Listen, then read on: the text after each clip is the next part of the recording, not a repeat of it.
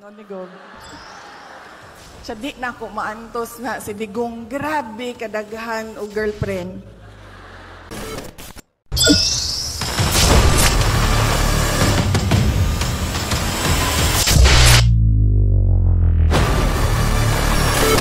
Mga kabanat, no, grabe pala kakulit itong si VP Sara Duterte, no. Parang ang tatay, parang si President Rodrigo Duterte din pala ito, mga kabanat, makulit. Sa kanyang ginawang pagtatalumpati kahapon sa ginawang Teacher Day, no, National Teacher Day kahapon, mga kabanat, nagsalita si Vice President Sara Duterte. At ang itong parang similar talaga sila sa mga joke, mga talagang nagpapatawa talaga si Vice President Sara Duterte. Talagang maali ka. So panoorin natin ito, mga kabayan. Ito yung walang halong hindi ko nakita kasi nire-review ko kasi yung video. Iwan ko lang kung saan banda nagsasalita si Vice President Sara Duterte. Mamaya hahanapin ko pa. Pero ito yung napulot ko. Maganda, makakatawa, no? Ang aliw na aliw ako dito sa mga sinasabi ni Vice President Sara Duterte.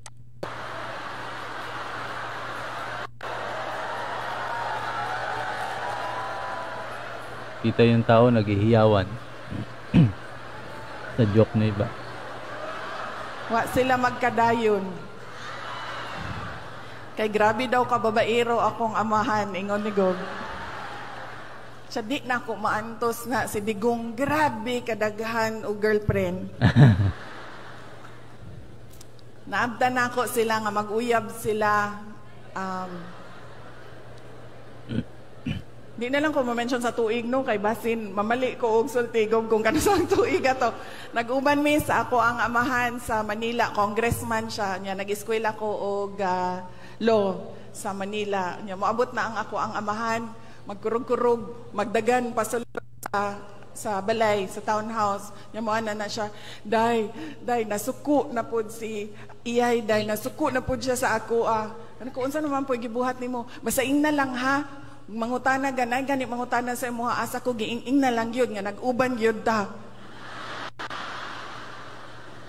So nasa dialect kasi ng Bisaya ito, no. Sabi, ito'y tinutukoy niya si Presidenta Rodrigo Duterte.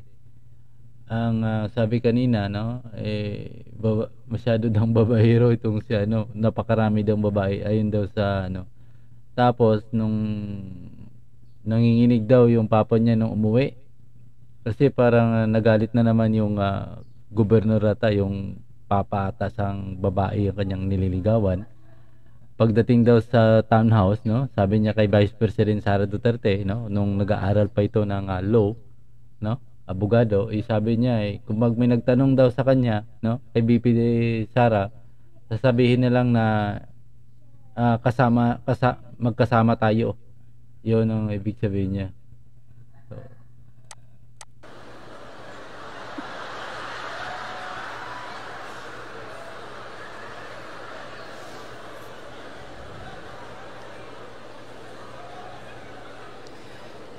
wala ko kakita og girlfriend sa ako ang amahan nga grabe gyud ang iyahang kahadlok. So sabi ni VP Sara na wala pa daw siyang nakikita na naging girlfriend ng kanyang papa, itong si dating Presidente Rodrigo Duterte, na grabe yung kanyang takot. Kay Governor Amante lang yun. Yun, kay Governor Amante lang daw siya talaga natatakot, yung papa ni si Presidente Duterte. Wala po ko nakasulay nga naghangyo ang ako ang amahan o kanang pagsulti nga nag-uban mi bisan wa gyud mi mag-uban gyud. Kay Governor Amante lang gyud na nahitabo sa iyahang kahadlok, sa iyahang girlfriend, si Governor Amante, and he truly he speaks very fondly of you until now. Siyempre, human naman to, no? Mga kaagi naman to nato. Muingon yun na siya, ay, si Iyay, sui generis gito, walang katulad. Wow. Basin wa lang ka mahibalo nga ingana. He's very fond of you. Oh. Patay gyud ko ani sa tanan lain pang girlfriend, no? Okay? Wa pa na human ako ang mga pagpasalamat.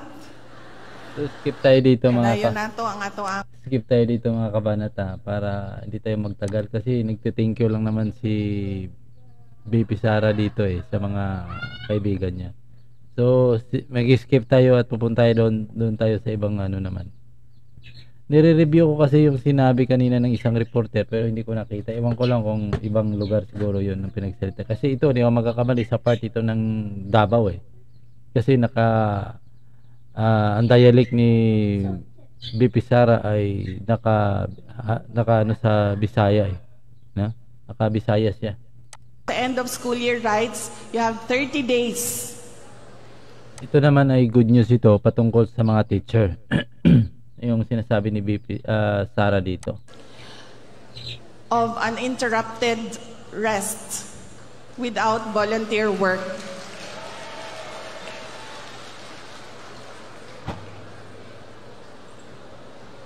Kani po dugay kay namo gilaslisan dito sa central office. Muna ganing dili na gani ko ganahan magadto dito no, muna magganahan na lang ko magsigig adtong mga eskwelahan. Dugay kay mi naglalis ani ba? Kay mo ingon ko ngano unsay inyuhang basihan nganon dili mo mohatag og rest break. Nya wag gyud makatubag duha ka bulan balik-balik wala gyud magsige ko ipasulat na ko ang department order dito sa ilaha pagbalik di gihapon mao. Nya pasulat na pud nako dito ibalik na dito sa ilaha ipasulat na kung unsay gusto nato ipasulat. Di gihapon nila ibalik nga kung unsa ang gusto nga may tabo. Mato ka sa kaadlaw ingon ko sa isa ka abogado dito sa central office ingko lingkuran tagod ni ko abogado man ka, di ba? Siya ko abogado man pud ko duha man ta ka abogado diri lingkuran tani be tanaw na to. Sige ihap na mo simig ana-ana og kalendaryo o unsa may giingon sa balaod o kani o unsa may ingon sa balaod kani ug ka man isa ka adlaw lang nabuhat na mo 30 days walay buhaton ng mga maestra.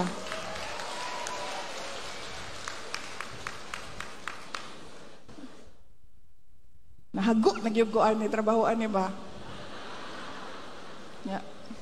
Kada makitaan ko sa mga taga Davao, mga amigo nako sa Davao, pag muuli ko dito, kumuanan ko, hago, nagyugo anig pakiglalis, gani. It's going against the bureaucracy ba? Ay, mga ganito ko dito, maana gina sila permen sa ko, mindset lang na, mindset day. Ayaw kaguol, kaya na ni mo mindset ra gyud. Mindset eh.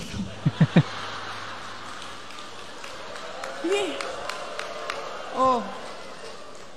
So, ang tanang volunteer work comes after your break and you can still earn service credits on top of your 30 days na break.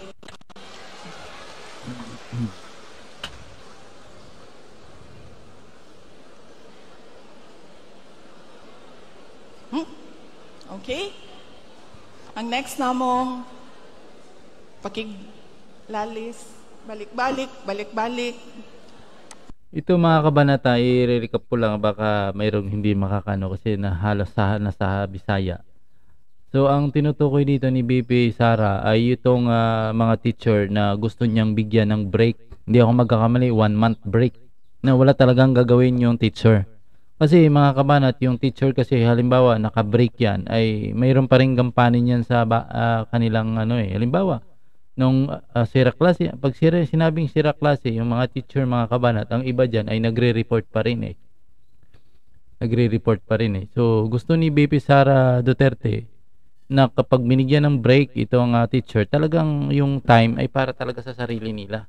Yun ang gusto ni BP Sara. Kaso lang parang nahihirapan siya na hindi ito maano kasi dami rin atang total mga kabanat. So yun, tuloy natin. Ang GSIS, na ba sila diri? Ito sa GSIS, skip tayo dito mga kabanat, no? Tayo sa ano. Sure, a fair and equitable process. That they are happy. Palas, konsyerto para sa mga guro atong October 1, nya pagka October 5 mag-celebrate sa World Teachers Day dito sa Butuan sa Caraga region. Yan na siya. Butuan, Caraga region. Sige. Muadto ko dito kay kinahanglan ta magpasalamat sa ato ang mga maestra. Yan ako. Okay, sige. Daghang salamat sa imong pagdawat sa imbitasyon pero ana siya. Kasama pala dito si mas ano kasi ito mga kabanat tingnan natin ito pa kasi mas parang mas close kasi itong si Amy Marcos at itong si si Sara Duterte.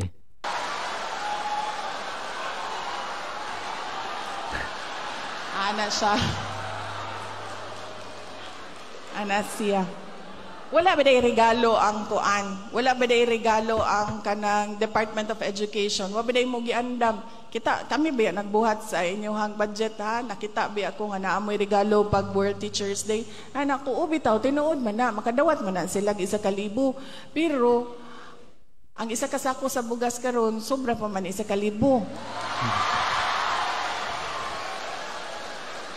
Tunga pa gani yan, 25 kilos lang. Alangan naman, anak ko. Monto. Ang naman, gabi po kasi, pabiyahiun ni mo, padulong Butuan, dugay kaayo, 3 ka oras, 4 ka oras, nga pagkauman, walay dala pa uli. Ang tinatukoy pala niya dito mga kabanat si Amy Marcos, yung regalo no? Yung joke niya na dapat regaluhan ng lechon manok Ana siya, bugas man kaha. Anak ko, pwede, bugas. Sige, God, bugas. Ana siya, sige, bugas para sa tanan nga mo attend dito sa Butuan.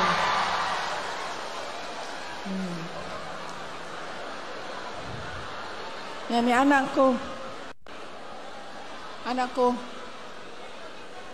Suman ni, igsoon do ka sa presidente bugas, lay hatag ni mo.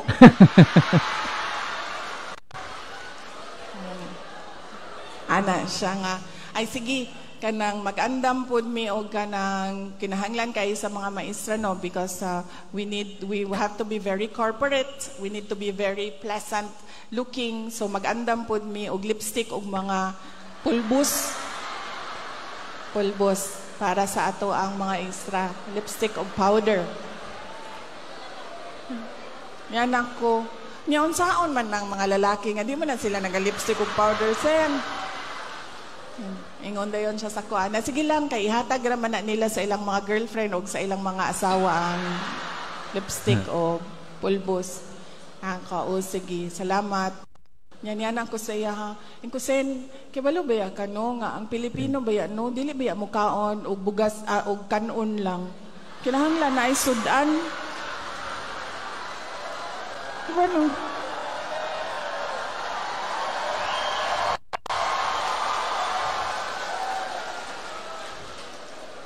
Sa Monday ni maglungan taon niya unsa naman itutukan nato ning kanon diri. Mag-imagine na lang ta nga naatay lechon manok. Kanon unya, imagine na lang ang lechon manok na diri. Anak ko di mo na pwede uy. Siya unsa Monday ko tagay na sila pangpalit og lechon manok kay ano na ay sudan. Hindak da. Hustler na kay ko ba? Anak siya. Sige, alangan na magmudili pa ko. Niingon ako nga moadto ko niya pagkahuman. Imo kong itabi dito nga wa ko nihatag. Og lechon manok, mahatag na lang kong lechon manok. Anak ko siguro, anak ko, dili ba na pwede nga isa lang na kalechon manok ha kay gamay na may kayong lechon manok karon ngani kagamay Ngani na kagamay ang lechon manok karon. Para na sa isa ka tawo. Nya ang ilaha deng anak, lang bana, lang silingan, mukaon man na. Yan siya na. Siya, nahala, sige, maganda mi og 1,000 kada tao para magpalit og lechon manok. So, ingana nag style. Ngita gyud ka og tao nga naay kahatag. So magpasalamat ta. We would like to thank Senator Amy Marcos para sa bigas, sa lechon manok, sa lipstick at sa pulbo. Maraming salamat. Mabuhay ka. So yan mga kabanat, no. So hindi ko alam kung pwede natin ito i-upload sa Facebook, no. Kasi hindi kaya tayo makapirights dito. First time ko ito mag-upload ng video ni BP Sara sa aking page, no? Hindi naman siguro mga kabanat, hindi naman siguro ito makapirights, no? Kasi once yung makapirights tayo, karoon naman tayo ng violation. Hindi kaya copyright talaga masakit sa FB. Pagka naka-copyright ka talaga mga kabanat, kahit i-delete mo yung video mo, mayroon pa ring i-effect sa account mo yan, no? Machine kasi yung FB. Parang yung nagdi-decide doon, machine, pero mag-appeal ka, pero abutin ng matagal din kasi mag-appeal kasi i-review na yan ng mga tao. So siguro pwede, try natin ito mga kabanat, i-upload natin itong maganda itong kaso nakahalo kasi sa hindi ko rin ma-translate kasi naintindihan ko kasi yung sinasabi ni BP Sara kasi nakaintindihan ako ng Bisaya, no? Naintindihan ako ng Ilonggo, Bisaya kasi Ilonggo talaga ako, no? So naintindihan ko rin yung word ng halimbawa taga Cebu kasi itong word na ginagamit niya ano ba tawag siya? Cebuano, ika nga. Cebuano language itong ginamit ni BP Sara. Kung naintindihan ko rin, no? Kaya hindi naman malalim yung pagka-Cebuano. Pag ang Cebu talaga, pag nagsalita yan, talagang malalim masyado yung pagka-Cebuano nila. Pero itong kay BP Sara, medyo smooth, no? Madaling maintindihan. So, hirap i-translate ko sana, kaso lang haba-haba, lalo tayong mahaba, no? Pero ang tinutukoy niya dito sa last part mga kabanat, itong si Amy Marcos, no? Patungkol yun sa ibibigay na bigas at saka lechon manok, no? Kasi sabi ni BP Sara, ang promise ni Amy Marcos, pulbos lang at saka lipstick. So sabi niya ay may lechon manok, tapos may isang sakong bigas, no? So ang budget nila, no? Pero ang sabi niya ko siguro kasi ang budget doon 1,000 per head, so yun siguro, no? Iwan ko lang kung baka siguro 5 kilos na bigas pwede na rin. Saka yan, padami-dami kasing teacher pag ganun mag-google ka na halos million din mga kabanat sa pagbibigay, napakaraming teacher dyan. So yan mo na mga kabanat. So hindi ko nakita yung sa part ng video na ito, ni-review ko hindi ko nakita yung part na sinabi ni BP Sara patungkol sa confidential fund, no? Binanggit kanina ng isang reporter na nagtatanong doon sa press conference ni na Martin Romualdez at Senator Kimbo, no? Na ako ay nadismaya doon dahil sabi ko itong mambabatas na ito parang kulang talaga sa pag-iisip, kulang talaga. Nag-iisip lang sila kung paano kaltasan, no? Paano tapyasan itong budget, samantala hindi naman hindi naman yan maghihingi ng budget, hindi naman yan mag-propose ng budget itong mga ahensya na ito like BP Sara, President Duterte at ilang pang mga ahensya ng confidential fund kung wala silang lalaanan mga kabanat. So yun ang masakit kasi kung tinapyasan mo ito, tanggalan mo itong BP Sara, paano yung mga gustong mangyari ni BP Sara? Matitingga at mawawalang saysay, no? Lalo na sana ang NTFL CAC na hindi talaga dapat mabawasan ng budget yan, bagkus dapat mataasan yan. Gusto nila kasi ilagay doon sa West Philippines, alam naman natin kung talagang gusto nilang laanan ng budget yun, maghahanap pa mga yan, no? Napakaraming mga source of budget yan, di ba? Pwede sila mag-ambag-ambagon kung talagang gusto nila, ilang sila, 300 sila na senador dyan, kung magbigay lang sila kahit 1 milyon, 300 milyon na, di ba? 300 milyon na, napakalaki na kaagad. 300 sila sa isang kongreso. Kung halimbawa yung budget nila sa distrito nila ay ilang milyon, tapos lang nila yan kahit 2 million lang, ay bibigay nila doon na pila na 600 million kaagad na ipon nilang budget mga kabanat. Medyo mahina talaga. plus sahod nila, ibibigay nila doon sa isang taon. Makaipon yan mga bilyon mga kabanat. Kung talagang gusto nila. Kung talagang yung desidido sila sa kanilang trabaho. Kung talagang mahal nilang taong bayan. Diba? Kasi alam naman natin, kahit ang sahod ng mga congressman ito, isang taon di magsahod yan, mabubuhay yan dahil napakaraming source of kwarta yan. Ang daming mga kwarta mga congressman na yan. Tumatakbo ng congressman yan. Hindi na, ang ginagastos yan sa kanilang kampanya, halos sa magastos yan ng 100 million para sa kanilang di ba? So yun mo na, kung gusto manalo mga ito, dapat ganahin nila ang kanilang trabaho. Kaso lang, alam naman natin yung congressman per district. Pero kung tumakbo ito mga senador, like siguro, parang sabi-sabi, itong si Martin Romualdez ay gusto daw tumakbo ng 2028 bilang presidente. Pero alam natin, dito mananalo vice laban kay BP Sara Duterte. Kahit ano pang good yan mga kabatat. Iba talagang Sara Duterte.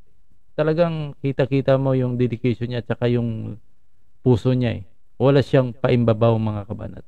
Diyan mo malalaman mo man sa mga sinasabi ng unlike kay Martin Romualdez na nagpakilala na sabi nila matalino pero dinadaanan sa salitang English eh.